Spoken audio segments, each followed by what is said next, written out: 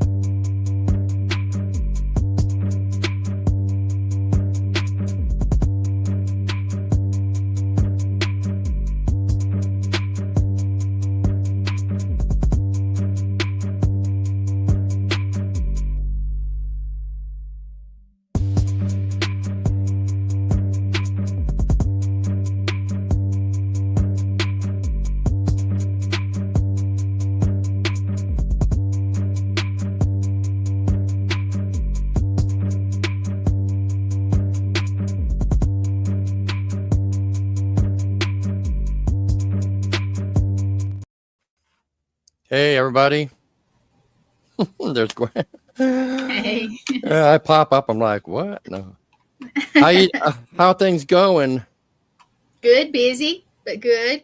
Yeah, we're getting. Oh my God, it's been. I used to do festivals and flea markets, but it's been so long since I've done. And then I remember now I know why I kind of quit doing it, because getting all the product, putting it all together, make sure you have all the proper stuff and everything. It's like an everyday thing. It's just boom.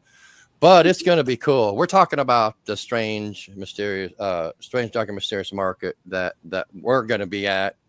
Gwen and Lee and Matt are going to be at June 13th to the 15th in Seneca, South Carolina. But we'll talk more about that later. Yep. I'm excited tonight. We have Rupert Guy, founder of Alien Contact. Yep. So, Copy man. Hey, Rupert. Hey, Rupert. How you doing, man? Good. Good evening, everybody. Good. So like I said, he's the founder of Alien Contact. He was at our Paracon on May 3rd at the Thomas House, our Spirits and Shadows Paracon. And this is one subject that I really, really love that kind of got me into the paranormal, is UFOs and all that.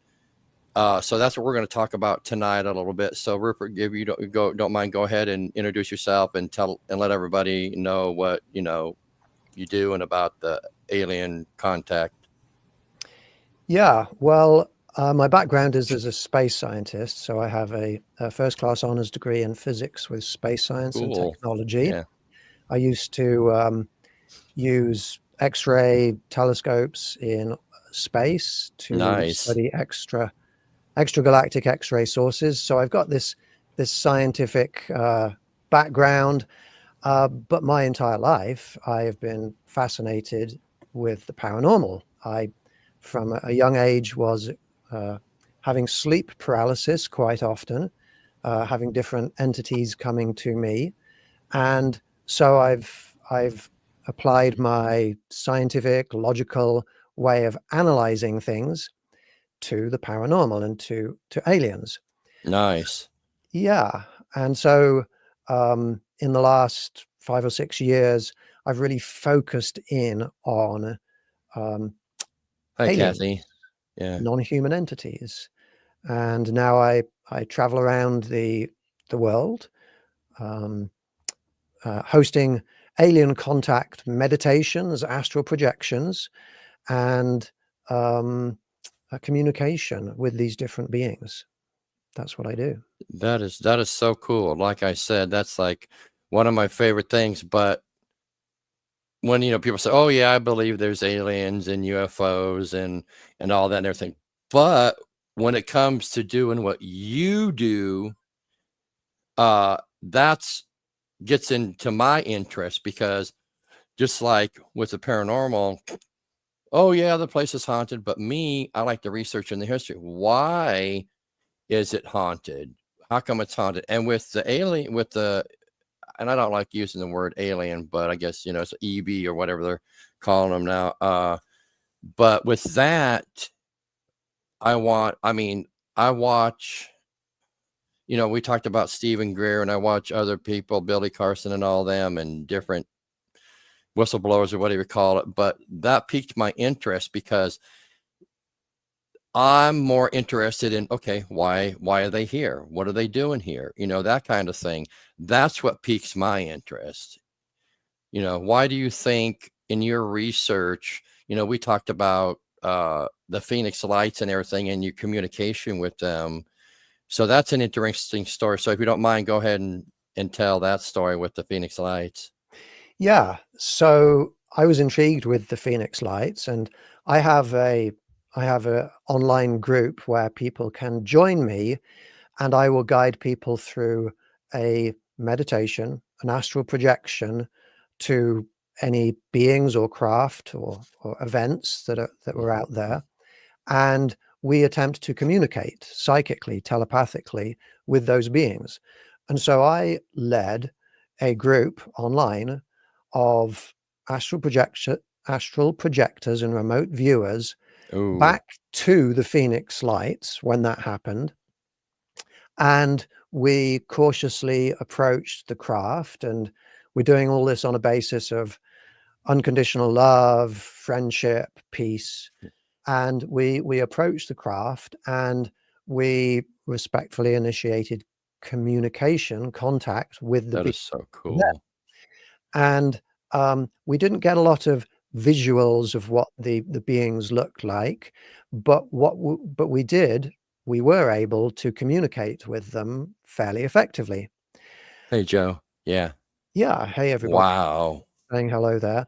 And so the big question we wanted to know was, why did they fly that huge vessel over Phoenix and many other places too, so that tens of thousands of people could see them? And when we asked them that question, they placed into our minds the image of the scene from the movie Independence Day, where the big mothership is over the skyscraper, and there's this big laser of energy comes down and blows up the skyscraper.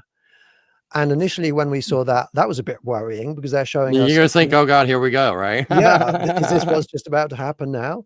No. But they said to us, this is the image that was being portrayed of us, of them, to humanity.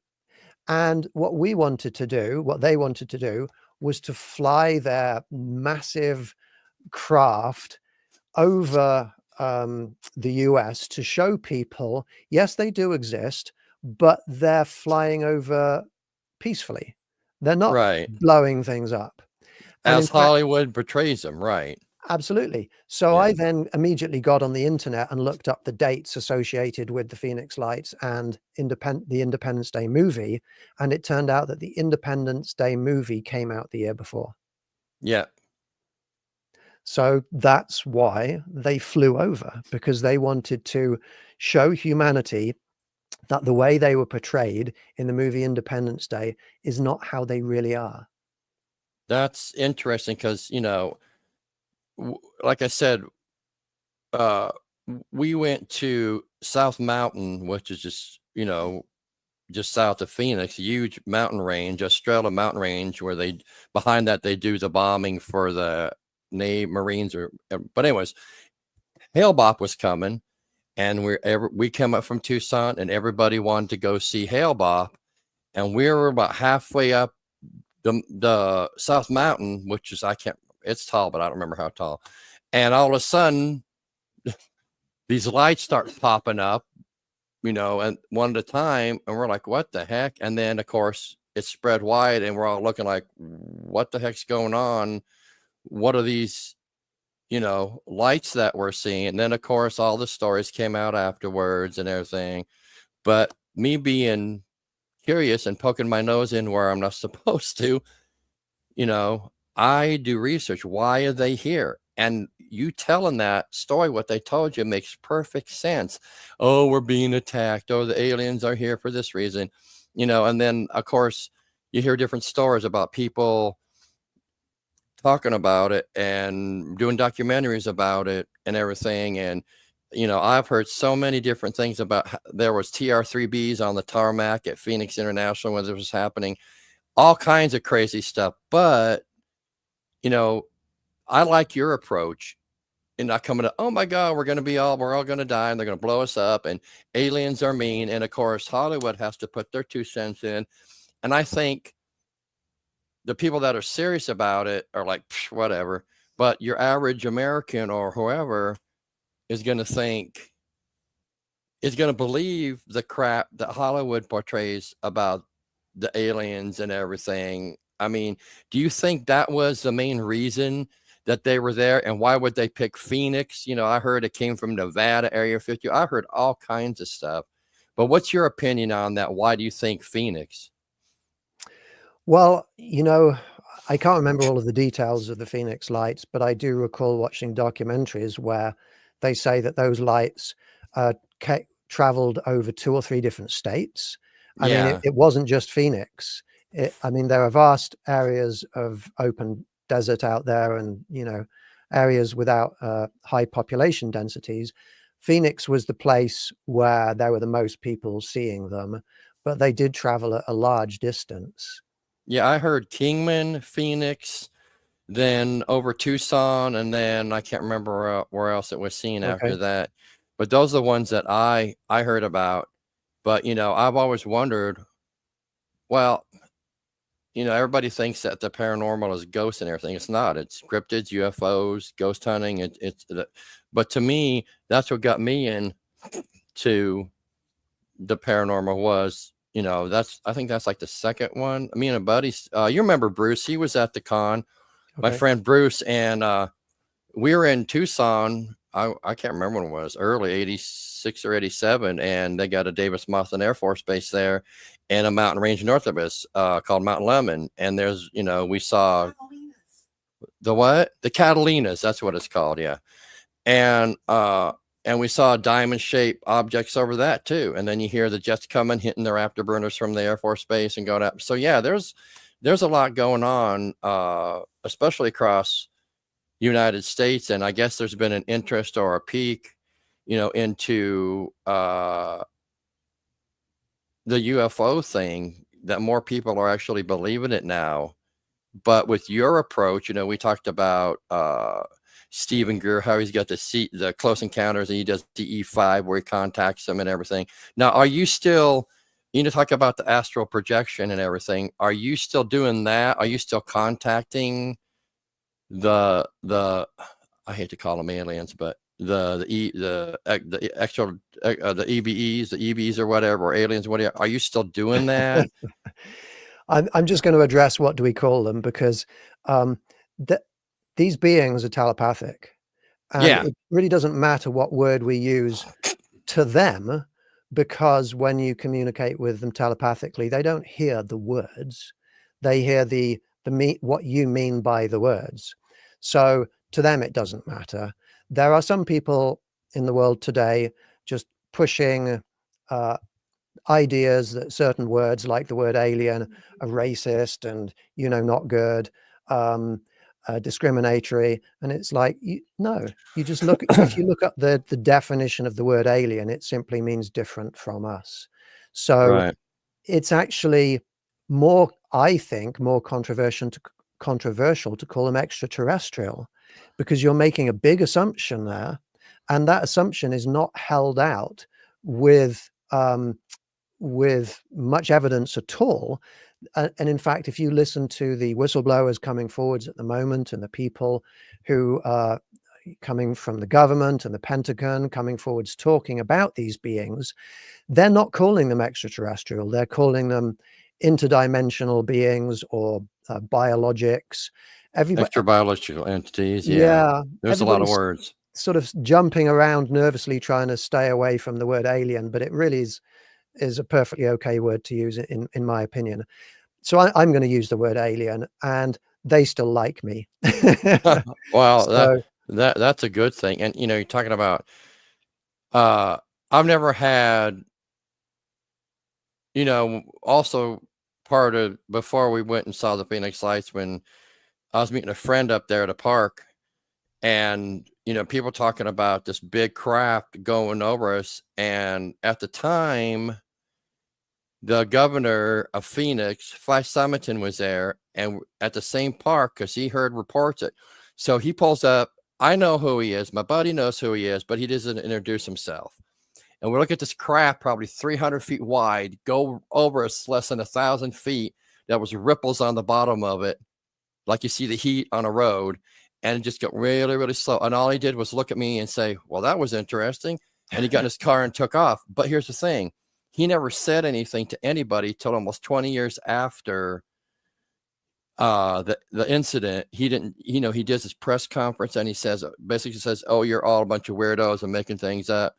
But then 20 years later, after he's not governor anymore, he comes out and says, oh, by the way, I saw this and everything, So I don't know what, everybody's thought on that is, but you're talking, okay, so let's switch gears. I know I get bounced around, but the astral projection thing, I've studied that, and no, I never really tried it, but is that like when you do the astral projection, is it just like one thing? Is it just like for the aliens or to go talk to them, or do you use it for other things too?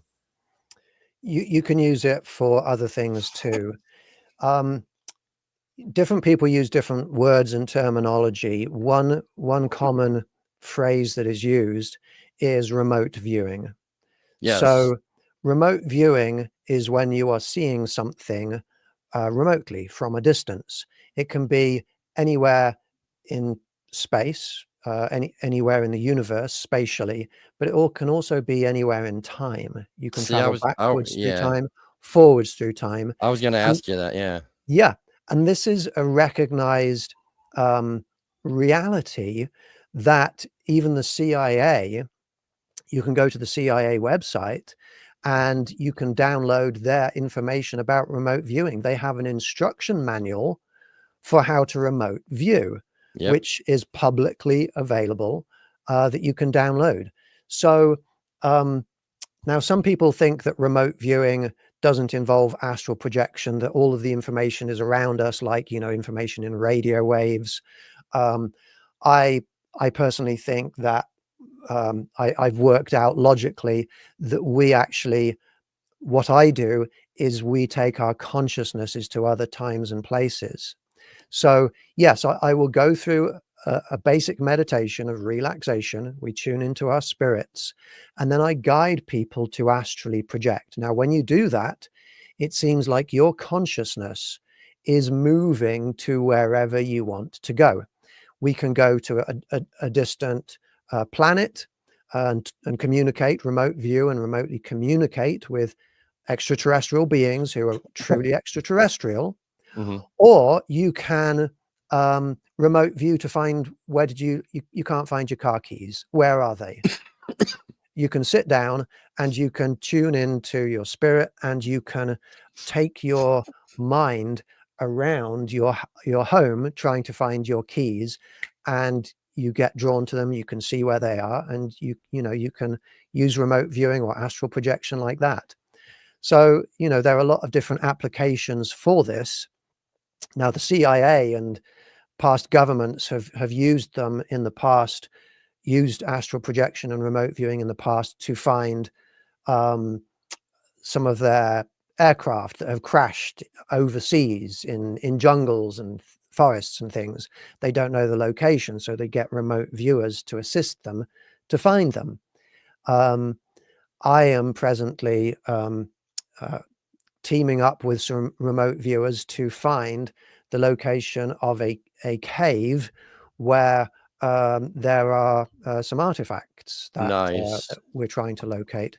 So you can use astral projection and remote viewing for many different things. You know, I've watched and seen on either YouTube or whatever a couple, and I don't remember her name, remote viewers that she's talking about. Well, she's gone to Mars, and there's a couple other ones that say they've gone to different planets, particularly Mars. And then there's what was the other one? I can't remember what the other place that, supposedly the Arctic and under the underground city or whatever in the Arctic or whatever. Yeah. But see, most people, because I do what I do and what I believe in, if some people are like, oh, this lady's crazy, this ain't happening. But because I believe what I believe and what we do, I believe. But it's still hard, to kind of believe some people, or they were just making it up or think. But I've watched so much of it that I actually believe when they say, well, yeah, we remote view for the secret government, or we remote view Antarctica or Mars or wherever. I actually believe those stories, and a lot of people say, well, it's a bunch of phooey, but that's just. Well, you can prove things. You don't need to fall back on belief with remote viewing. One thing that I do is I do remote viewing with tagged targets. And this is a bit like what the CIA used to do, because when the CIA used to sit like a psychic or a remote viewer down and have them view a certain location somewhere in the world, they often didn't want that person to know where that location was. They didn't want to give much information. So what they used to do is they used to simply tag the target with a code, and it could be anything, X, Y, Z. You tag the target, and it doesn't matter what the tag is, and you give the remote viewer that tag, and somehow our consciousnesses are able to, almost like spiritual magnets, find that target location wherever it is and go in there. And I've led teams of about 20 remote viewers to a tagged target. They don't know where they're going, but I guide them to see what's there. And then afterwards, we listen to everybody and we ask, what did you see? What did you see? And one person will say, well, I felt cold. Another person will say, well, I felt like there was ice there. Another person will say, well, I was picking up on penguins. Wow. And you start to build together a picture of what the target location looks like. And then after all of that, I reveal to them, this is the target location. And I show them the photograph that I used. And what is it? It's a photograph of the Antarctic. Wow. And so you can actually prove that remote viewing is real. Yeah. It's just, I mean, being in the paranormal so long, it's just, Gwen says, what do you think about abductions, or have you ever been abducted? That's a good question. Yeah. Well, I think that abductions really do happen.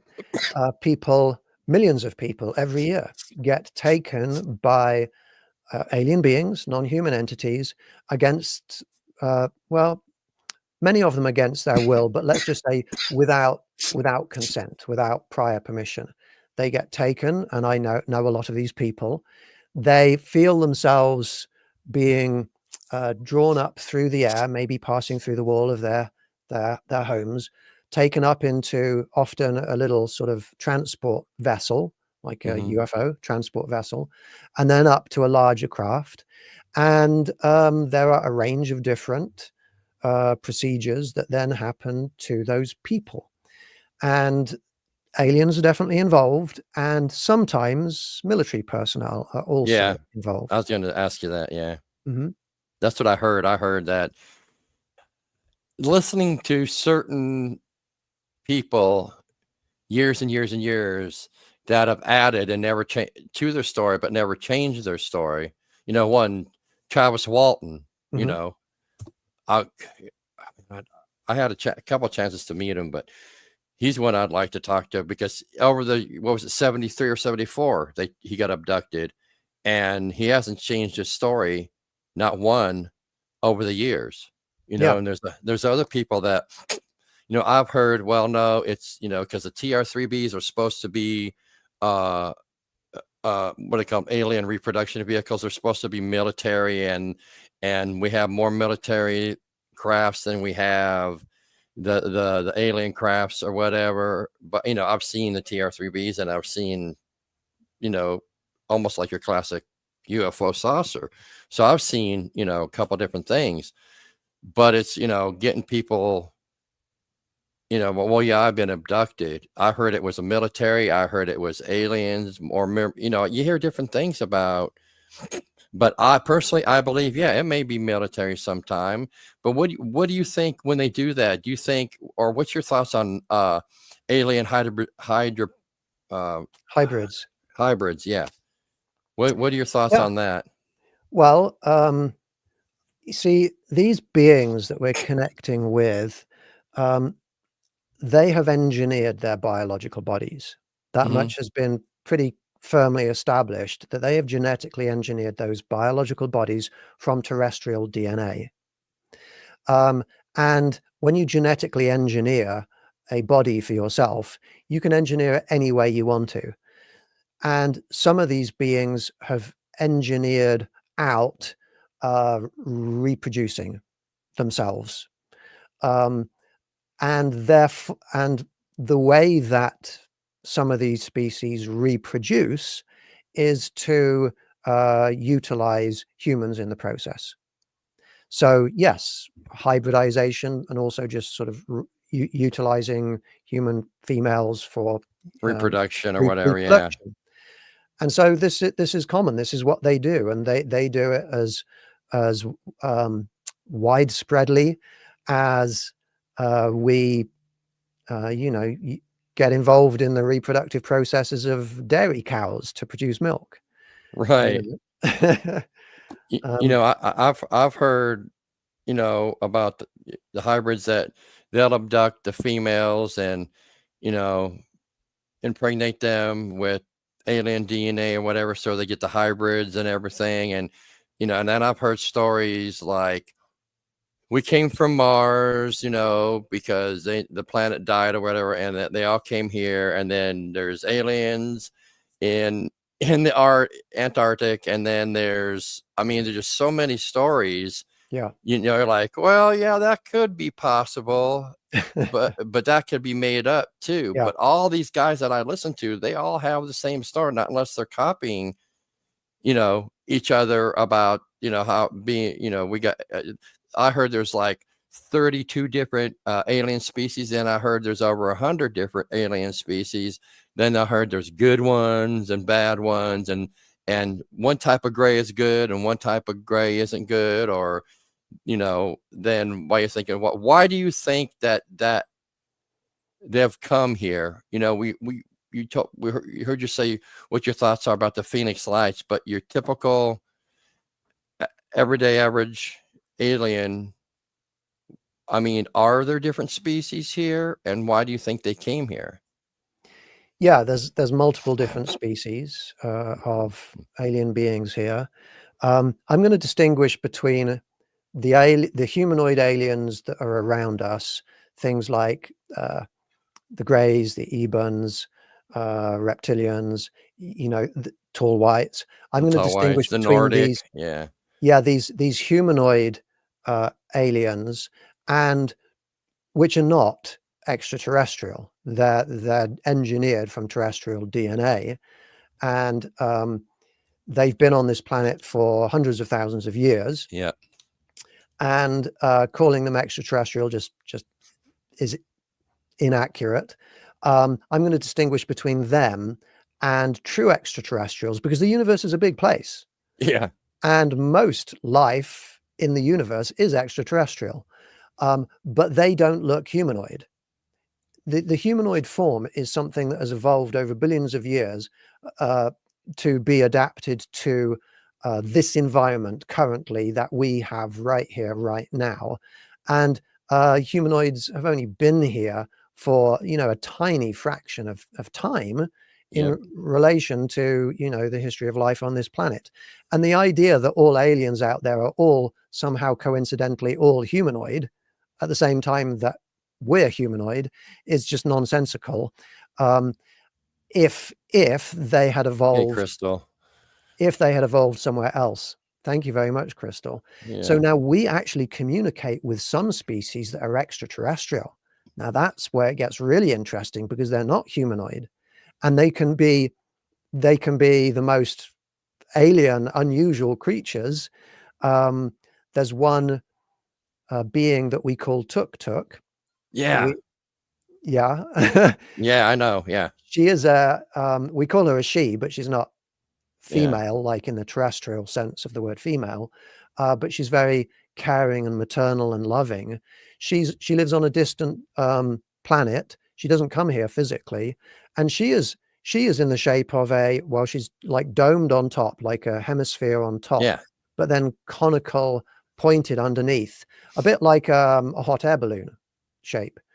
And she lives in an ocean, and this is a weird ocean. It's two immiscible liquids, two oceans on top of each other, and she lives at the interface between the two oceans and her species. And she's remarkable because she's very caring, she's very loving, and she is spiritually very advanced. And we astrally project to her, she astrally projects to us, That is so and she cool. helps to heal people. Yeah. That's true extraterrestrial. But the ones that are around us, I mean, I don't know a number, but you're probably right, 30, 60 humanoid species that all live in, around, underneath the Earth, in mountains, in oceans, in throughout the solar system, in the moon. They're all over the place. Oh yeah, that's another one of my favorite things is hey Kathy. One of my favorite things is, now we're gonna go down the rabbit hole, okay? But the more I research and the more I listen to people and the more I study about the moon being artificial, the moon was towed, I guess, by the Anunnaki. That's one story I heard into our, by the earth and everything. Then I hear stuff about it being hollow, and then I hear on the far side of the moon there's the humanoid aliens or whatever you said. But I've heard so much about it, but there's certain stories that are so close to each other. Like, I mean, I'm the kind of person like, well, okay, that could be it. Then I heard the Nazis have been on the moon since the 1930s, and we have bases up there and everything. I mean, I just hear like a range. But my thoughts, I don't believe the moon's real. I think that it was brought here. That's my thoughts on it. Okay. All right, go get him, Rupert.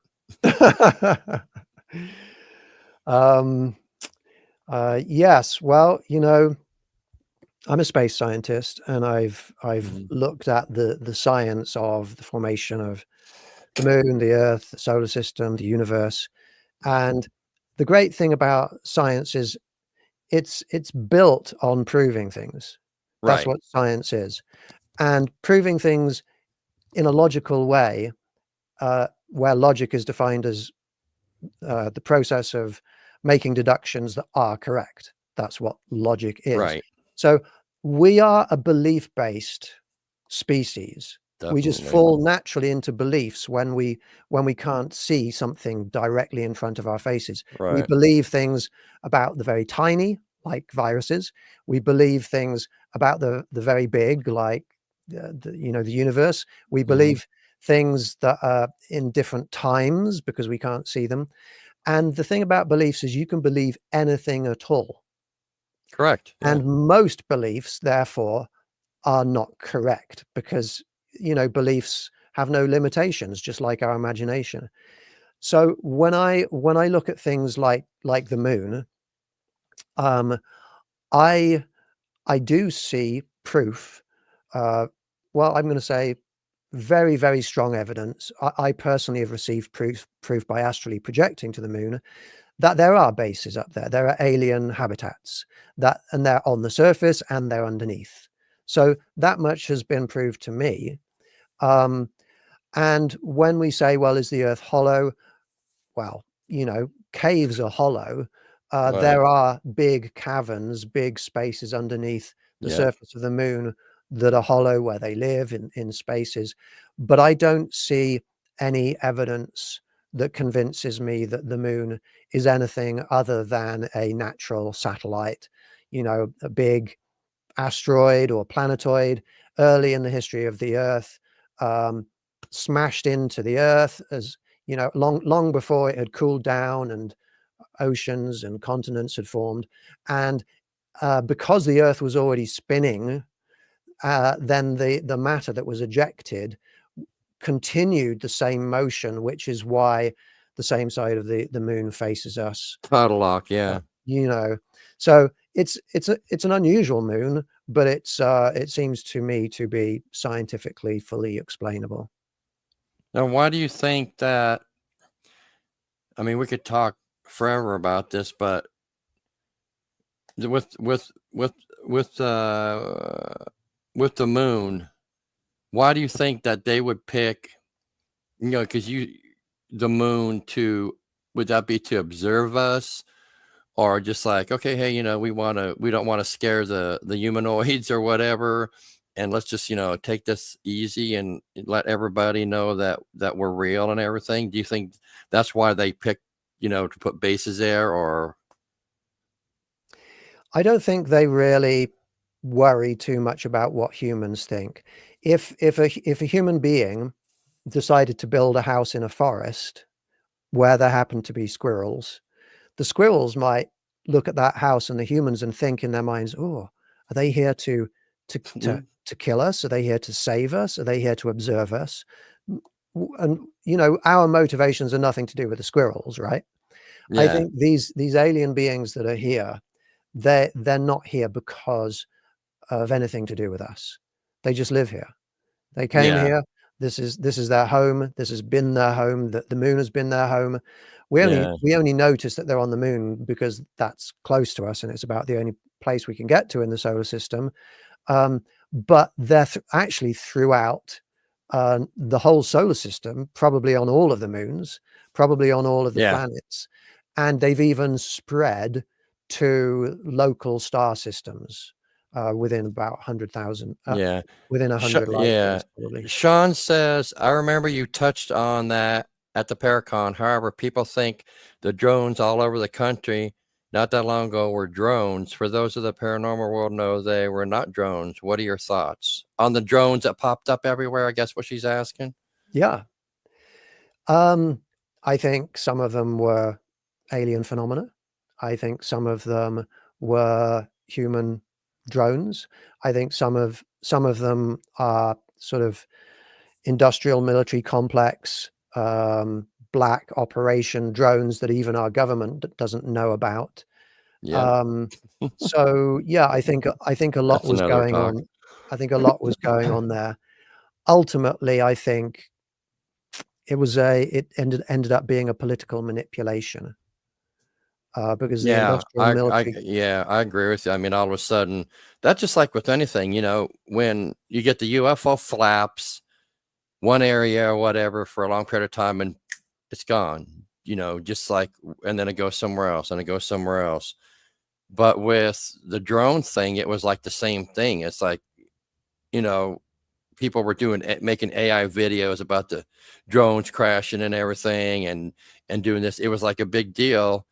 And then all of a sudden, it's like a fad. It's here, then everybody's like, oh, okay, yeah, the drones, whatever. And they go on to the next big thing that happens. But I agree with you. I think a lot of it was, I mean, I saw a video of them coming out of the ocean. I'm like, what the hell? But that kind of thing doesn't bother me because that's what I'm into. That's what I believe, I've seen a lot of things, excuse me, and I've seen a lot ghost hunting that it takes a lot to rattle me because I've seen so much. Just like if I was to walk outside right now and see a whole armada of craft, I'd be, oh, that's cool.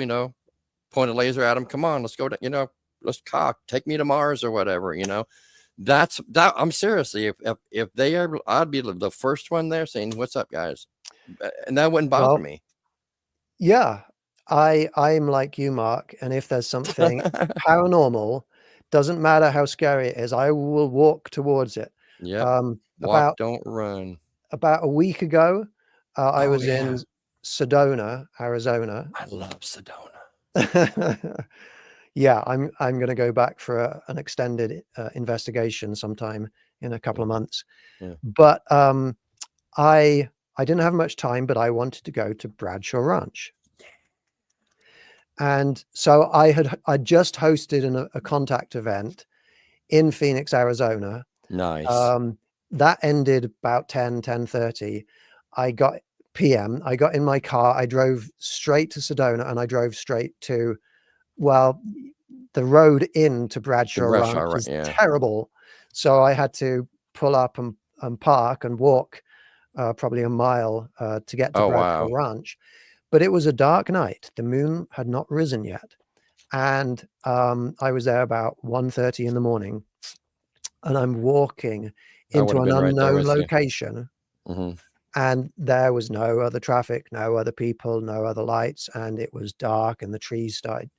I walked into an area with trees around, and I started to get that feeling of, now there could be anybody out there who could do anything to me if they wanted to. Mm-hmm. And this is not safe. But I fought that away. I filled myself with peace, love, happiness, lightness, and just went in there radiating love. And I'm like, if anything dark is there, I'm just going to love it to death, kind of thing.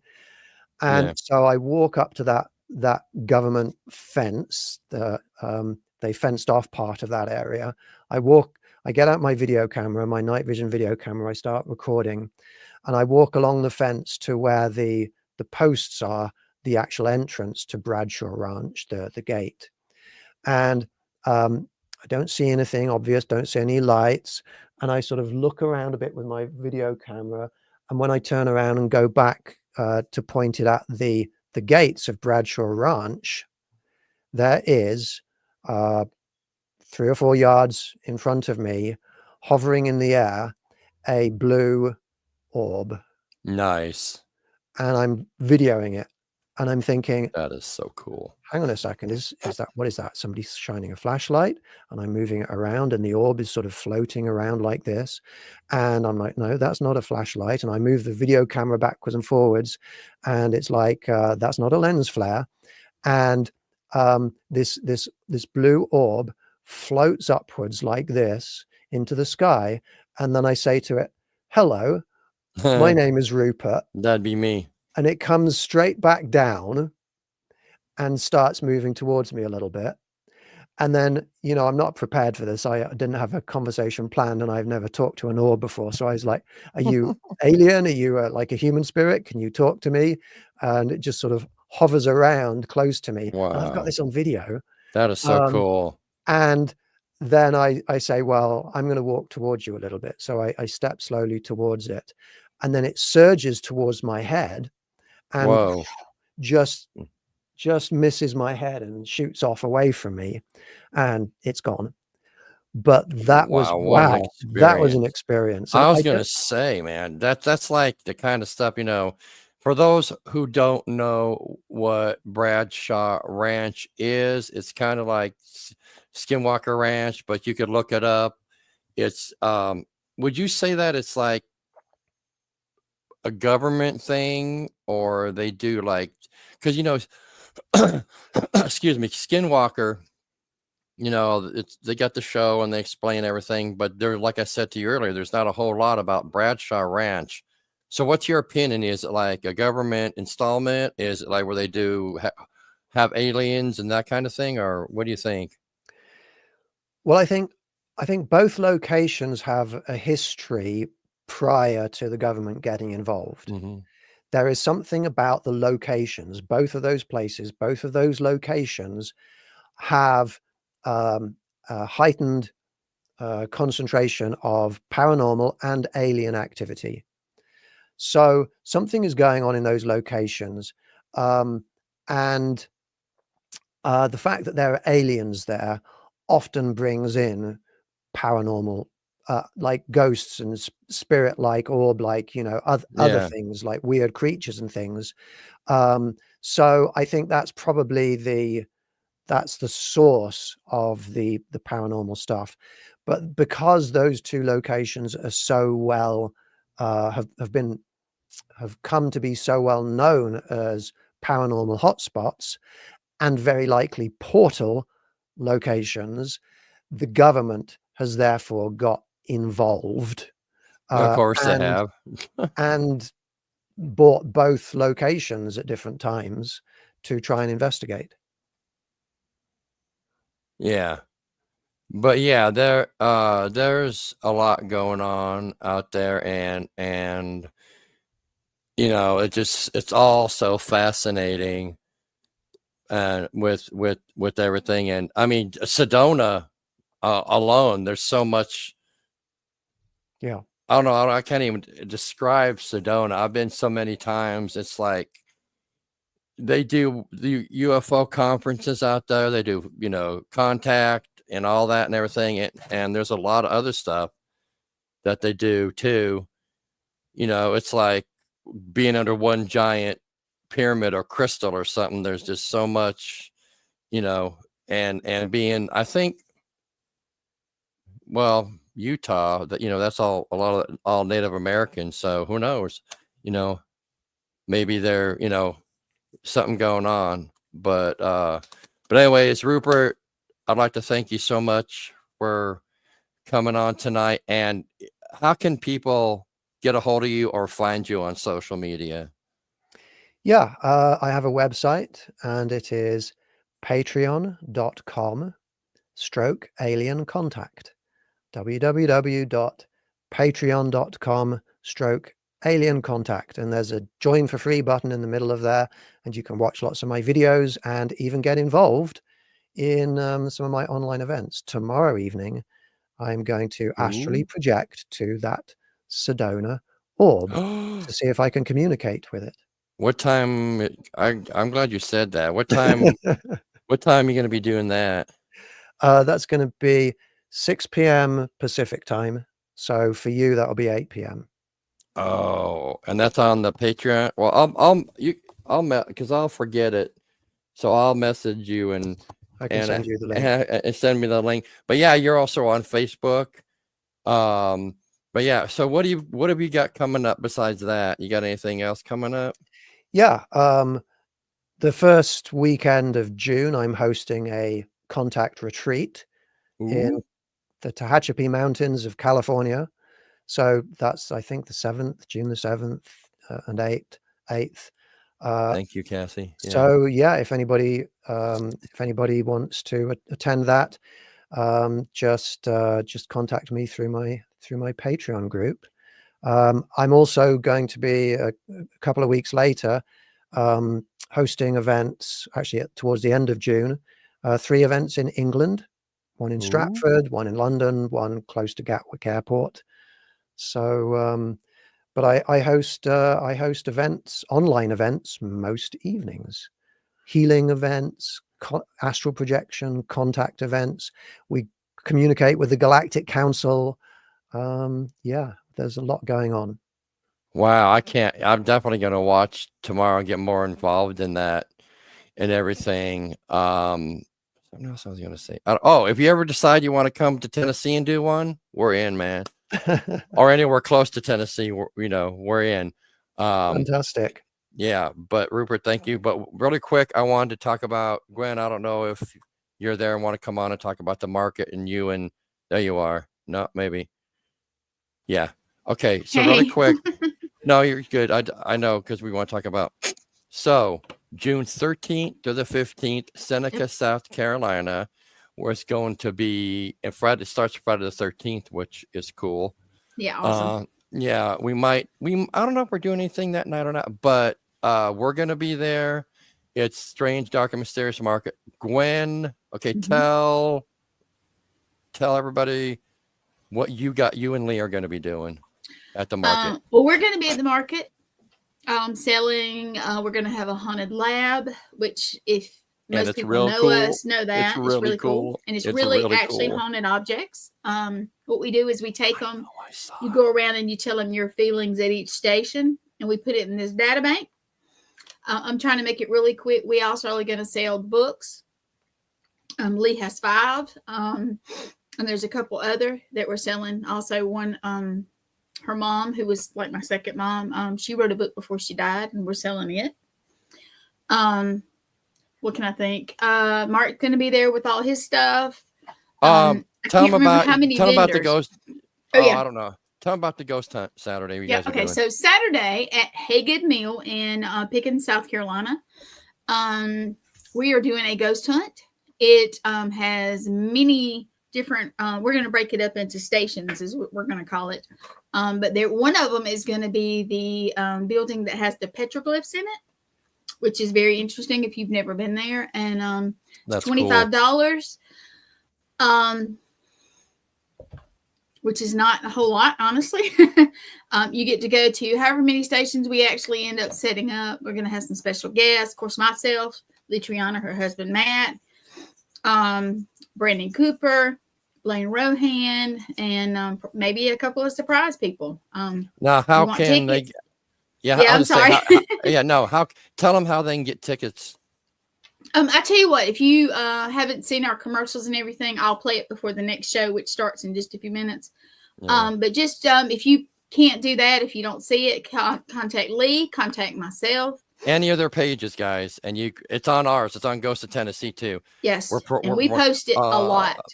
Crystal, what you say, Mark and Rupert, you're welcome Strange so much. And mysterious. Oh, Casey. Hey, Casey. Casey's one of the people that's going to come, and she's going to, she's helping out. She's one of my little, what I call my boo crew. Let's see, Crystal. Thank you, show. Crystal. We have a lot of people that watch. Yeah, definitely. Comment. Definitely go to Rupert's Patreon. We're Ghost of Tennessee, mainly, in the Rutherford County Paranormal Investigations. All Access Television. I mean, Gwen's page, Lee's page, Matt's page, whatever. Yeah. But anyways, Rupert, once again, I appreciate you, man. Thank you so much. I always enjoy talking. You guys, I'm gonna drop you, Rupert. I'm gonna drop you down, and you can talk to Mark or anything. But thank you for joining. All right, thank you. Thank you both very much, and thank you everybody that's all right. We'll talk to you guys later. Everybody have a good night. All right, night. All right, thank you guys. Have a great night. Bye bye.